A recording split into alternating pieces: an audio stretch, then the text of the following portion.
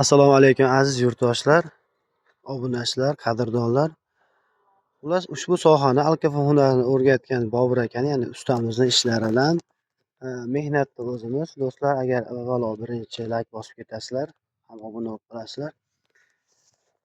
Xo'sh, ushbu alkofon qilgan ekanida Gideta salkam 1 oy bo'ldi. 1000 kvadrat atrofida alkofonni ushbu ko'rinishga keltirdik. Hali tugamadi, hali yonboshlari bor. Yonboshlari xudo xohlasa Gideta 1 haftada tugab qoladi. 1 haftani Gideta 400 kvadrat atrofida tugaydi xudo xohlasa 1 hafta. Chunki bu avvalo ish kuchi ko'paytirilmoqda, ham o'zimiz ham xudo xohlasa avjida bo'lib ishlayapmiz. Agar shu ishlarimiz yoqqan bo'lsa layk bosib ketasizlar.